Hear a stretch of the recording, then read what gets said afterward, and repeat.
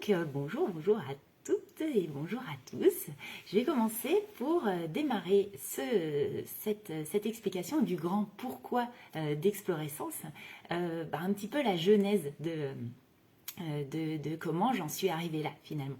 Et comment j'en suis arrivée, ça commence, on va dire, vraiment fort quand je suis encore dans mon activité salariée et où je me rends compte que je m'épuise au travail. Je travaille beaucoup trop, j'ai ce côté perfectionniste qui m'amène à aller au bout des choses et à travailler beaucoup trop, à passer mes journées derrière mon ordinateur et à avoir jusqu'à des insomnies très régulières, des tensions musculaires permanentes, je me grattais énormément la tête, etc. Donc quelque chose qui m'a fait dire oh, mais Mathilde, est-ce que c'est ça le sens de ta vie? Est-ce que tu veux faire ça de ta vie? Voilà, ça m'a fait questionner ça et ça a correspondu au moment où j'étais en, en attente d'un bébé. Et donc je me suis dit, c'est le moment pour moi de tout quitter, de quitter ce confort du salariat, d'un job qui par ailleurs me plaisait, pour aller explorer un petit peu qu'est-ce qui fait sens pour moi, comment j'ai envie de contribuer dans ma vie.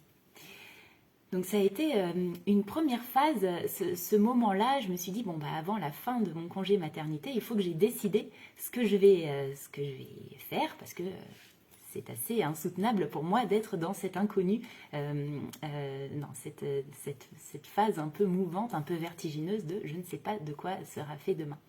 Et j'ai commencé à me questionner là-dessus, à me mettre beaucoup de pression encore sur il faut que je trouve mon prochain travail. Et j'ai suivi à ce moment-là un accompagnement qui m'a proposé l'inverse, qui m'a dit mais Mathilde, il y a quelque chose là qui est en train de naître en toi, de grandir en toi. Laisse plutôt la place à ça et des choses émergeront sûrement. C'est quelque chose que j'avais beaucoup de mal à entendre parce que je suis plutôt de nature hyper contrôlante à la base, et donc cette idée de lâcher prise et de voir venir le moment venu ce qui arrivera, c'était quelque chose d'assez compliqué pour moi. Mais voilà, je me suis quand même laissée porter dans cette phase un petit peu vertigineuse, et puis avec l'arrivée de notre petite fille, les premiers mois, voilà, ça a été très centré autour d'elle. Et ensuite, je suis retournée dans cette volonté de se dire, qu'est-ce que je veux faire comme métier et qu'est-ce que je vais faire comme formation pour pouvoir me mettre de nouveau sur le marché du travail. Cette fibre entrepreneuriale, je l'avais, je savais que je créerais quelque chose. Et en fait, j'ai suivi de nouveau un accompagnement un peu dans ce questionnement qui m'a dit non, Mathilde, tu continues de regarder ce qui se passe en toi, tu continues de regarder, tu as quelque chose à proposer qui soit peut-être différent de je suis une formation et je propose un métier. Donc ça a été de nouveau, disons que j'ai de nouveau nagé dans l'immensité des possibles. C'était quelque chose de très inconfortable pour moi. Et petit à petit, je me suis amenée à mieux me connaître. Je suis très revenue à l'essentiel.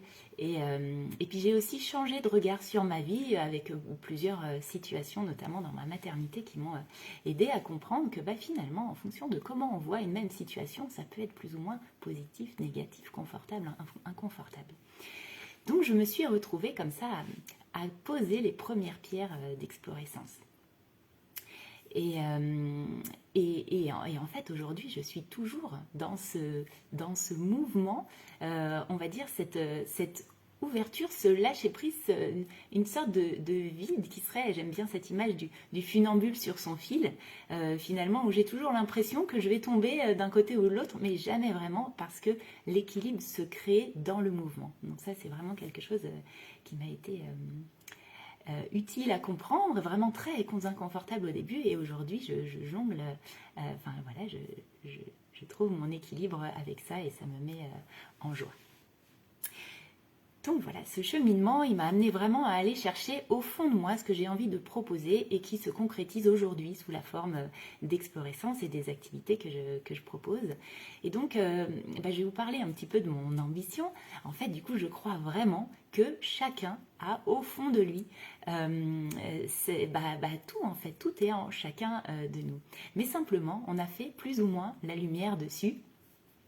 Et pourquoi est-ce que c'est caché? En fait, ce qui nous limite et nous bloque, c'est souvent nos peurs, ce sont nos croyances, ce sont nos préjugés, ce sont nos représentations.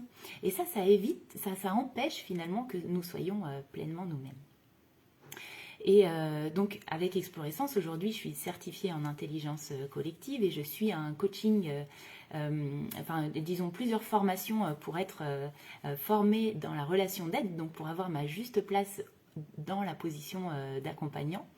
Mais en fait, le reste, vraiment, l'essence d'Explorescence, c'est finalement la concrétisation de mon cheminement et de mes expériences. Et c'est ce que j'ai finalement de plus riche à proposer, parce que c'est ce qui me fait vibrer, c'est ce qui m'anime. Et je crois que vraiment, chaque personne est unique, a tout en chacun d'elle, et c'est en révélant ça que finalement, elle a le plus de richesse à apporter au monde. Et donc à ce moment-là, et puis je trouve aussi que c'est à ce moment-là que finalement la peur des autres s'éteint, on n'a plus besoin de copier, l'imitation n'a plus de sens puisque on est soi et on a cette sécurité en soi. Alors le lancement d'Explorescence n'a pas été un long fleuve tranquille parce que j'ai rencontré beaucoup de peurs et surtout des peurs d'être jugée, peur du regard des autres, peur qu'on n'aime pas ce que je fais, peur que du coup on ne m'aime plus, etc. Donc ça a été vraiment plein de peurs et aussi les peurs que les autres projetaient sur moi. Ça a été toutes des prises de conscience qui m'ont fait dire « Oh là là, mais en fait, nous sommes quand même, pour la plupart, gouvernés par des peurs. » Et le problème, c'est que cette émotion, la peur, elle provoque l'immobilisme. On est empêché, on est freiné. La peur de l'inconnu, on sait ce qu'on a, mais on ne sait pas ce qu'on va retrouver. La peur des autres aussi, et la peur aussi de soi-même. Et pourtant, le propre de l'homme, c'est d'avancer, c'est de progresser, et on en est empêché. Mais le propre de l'homme aussi, c'est du coup d'avoir des désirs, c'est ça qui nous pousse à l'action. Et j'aime bien cette notion qui fait que peur et désir, ce sont les deux facettes d'une même pièce. Et quand la peur prédomine, le désir est brimé. Et alors, on est amer, on est irrité, on est méprisant, on est désagréable, on est quand même mauvais, malheureusement, avec ces désirs brimés. Et j'ai une amie qui se reconnaîtra, qui m'a partagé très récemment une petite phrase d'une intervention qu'elle a entendue qui disait « La confiance naît de l'équilibre entre peur et désir ». Et alors ça m'a fait tilt. Je me suis dit « Mais waouh, quelle puissance, c'est exactement ça ». J'y crois profondément. Il y a toujours de la peur. Il y a toujours du désir en chacun de nous. Alors s'il n'y a plus de désir, c'est qu'on est dans un état dépressif. Mais en tout cas, on est toujours en balance entre ça. Et la confiance est un petit peu entre les deux. Alors pour assouvir ces désirs, pour aller dans la concrétisation de ces désirs, comme on a cette peur qui nous bloque, c'est pas facile d'avancer. Donc je pense qu'au début, il faut effectivement un petit peu de courage pour dépasser ça. Mais c'est surtout une image que j'ai envie de vous partager, c'est que le désir, c'est un petit peu le sommet de la montagne. Et on ne va pas arriver comme ça en claquement de doigts à accéder à ces désirs. C'est petit à petit un pas qui va nous permettre d'avancer sur le chemin en direction du sommet de cette montagne, et puis un autre, et puis un autre, et puis un autre.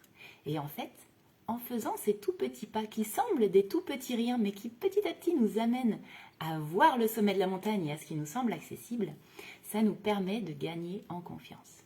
C'est vraiment cette notion de petits pas, petits engagements envers soi-même qui permettent d'avancer. Donc, voilà ce que j'avais envie de vous proposer. Les pas qui mettent en confiance, qui sont notre précieuse alliée pour avancer. Et donc, mon ambition, c'est ça, c'est d'amener les personnes à se révéler à elles-mêmes et à dépasser leurs peurs pour du coup dévoiler vraiment toute leur richesse. Donc ce que j'avais envie de vous partager maintenant à partir de ça, donc finalement le désir qui met en action demande des changements, demande des transformations qui sont du coup pas faciles à mettre en place mais qui petit à petit le permettent. Et donc ma mission, c'est de vous proposer un cadre d'exploration dans lequel vous pourrez dépasser ces peurs et en tout cas aller gagner en confiance. C'est un espace qui est sécuritaire et bienveillant. J'y tiens vraiment.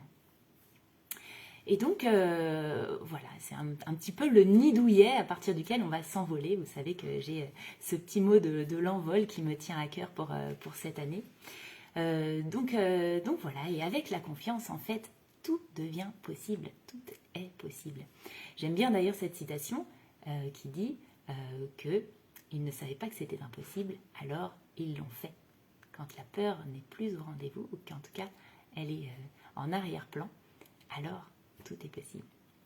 Et j'ai envie de vous proposer donc ce cadre avec une posture qui soit celle d'une exploratrice et d'une éclaireuse. Alors pourquoi ? C'est qu'en fait, eh bien, je sors de ma zone de confort, et d'ailleurs j'aime bien utiliser la notion d'élargir sa zone de confort, c'est que petit à petit, pas après pas finalement, eh ben, on gagne en confiance et donc on élargit notre zone de confort. Eh bien, je vais cheminer en fait envers moi, comme je l'ai fait pour proposer Explorescence, et je propose cette approche, et je vous accompagne avec. Et donc, la notion d'éclaireuse me plaît aussi dans le sens où je crée les conditions pour que vous puissiez mettre la lumière sur vos richesses en dépassant vos peurs. Donc voilà ce qui me semblait important à vous dire. Et donc ma mission, c'est d'amener toutes les personnes qui sont curieuses et qui sont dans cette ouverture d'apporter du changement dans leur vie pour s'épanouir finalement de manière à la vivre de manière la plus intense, à permettre ces premiers petits pas. Et voilà, de manière à ce qu'elles soient au plus proche d'elles-mêmes. Pour cela, j'ai choisi un cadre ludique et sensoriel. Pour moi, c'est important la notion de jeu parce que c'est à la fois un outil pédagogique qui nous permet d'apprendre finalement sans en avoir l'air